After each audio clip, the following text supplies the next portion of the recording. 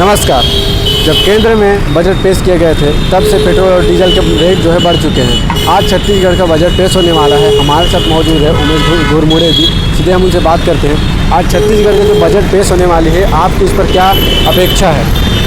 देखिए, छत्तीसगढ़ के इस बजट से कहीं कोई अपेक्षा नहीं है। यह मैं इसलिए कह रहा हूं क्योंकि बीते 2 बजट को अगर हम देखें, उस बजट को लेकर के और उसके क्रियान्वयन को लेकर के यह सरकार पूर्ण रूप से फिसड्डी साबित हुई है। इसलिए वर्तमान में जो बजट अभी कुछ देर बाद, कुछ घंटों के बाद जो आने वाला है, उससे छत्तीसगढ़ की जनता को कहीं कोई उम्मीद नहीं है। चाहे हम युवाओं के विषय की बात कर लें, बुजुर्गों के विषय में बात कर लें, महिलाओं के विषय की बात कर लें, इंफ्रास्ट्रक्चर डेवलपमेंट की बात कर लें, स्वास्थ्य की बात कर लें, बीते 2 वर्ष में जिस प्रकार से इस प्रदेश की अर्थव्यवस्था चरमराई हुई नजर आ रही है, इसलिए इस बजट से बहुत ज्यादा कहीं कोई उम्मीद नहीं है। लेकिन फिर भी एक युवा होने के नाते मैं सरकार से मांग करना चाहूंगा कि इन्होंने अपने घोषणा पत्र में वादा किया था कि बेरोजगारों को बेरोजगारी भत्ता देंगे और 10 लाख बेरोजगार युवाओं को 2500 रुपए का ये बेरोजगारी भत्ता देंगे। आज 24 महीने से ज्यादा इनकी सरकार को हो गए हैं। 24 महीने के हिसाब से अगर 2500 रुपए के बेरोजगारी भत्ता की अगर हम बात करें तो यह प्रदेश में बैठी हुई कांग्रेस की सरकार 6000 करोड़ से अधिक की राशि केवल युवाओं की दबा करके बैठी है। तो मेरी तो इनसे मांग है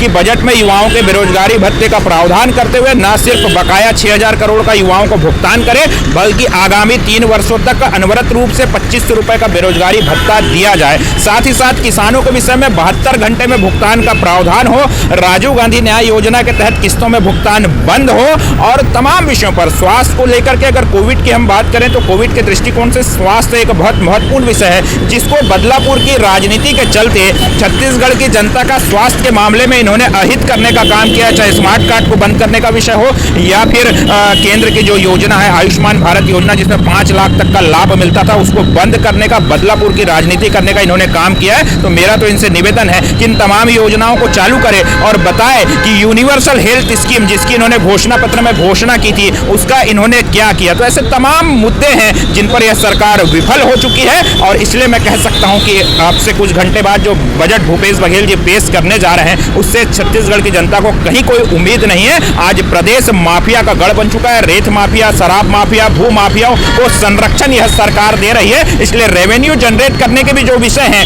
उसमें भी यह सरकार पूर्ण रूप से विफल साबित हो चुकी है। इसलिए सरकार से मुझको कहीं कोई उम्मीद